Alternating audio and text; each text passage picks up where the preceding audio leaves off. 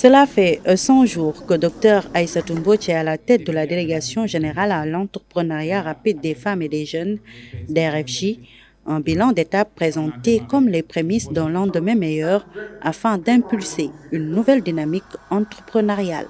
C'est les 100 jours, mais c'est les 100 jours d'un départ qui va continuer.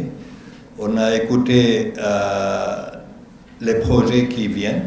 C'est des projets extrêmement importants, très encourageants pour l'ADER, pour le pays, pour les jeunes.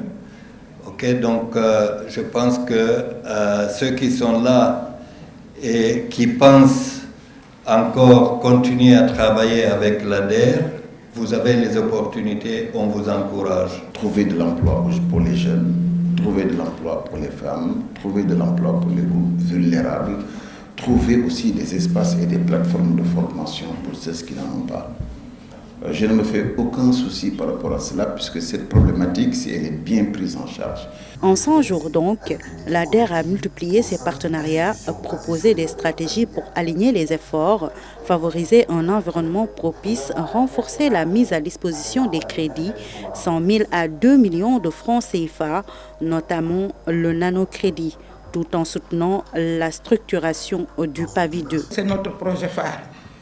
Je suis arrivée au moment où on devait procéder à la clôture du pavé. Là, nous avions introduit une requête pour demander un prolongement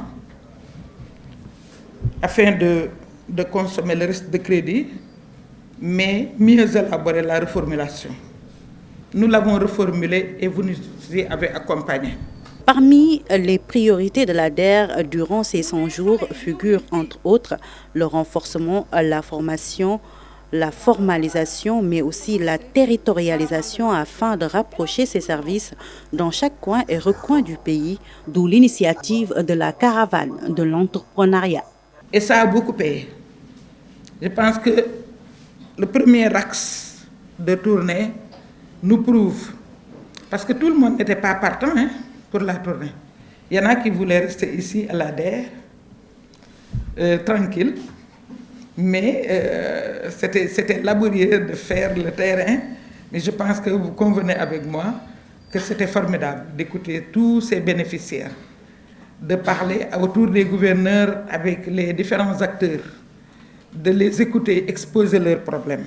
Je pense que c'était important et il fallait le faire. L'ensemble des partenaires nationaux et internationaux ont salué cette nouvelle dynamique que tente d'impulser Mme Aïda Mbodj à l'ADER.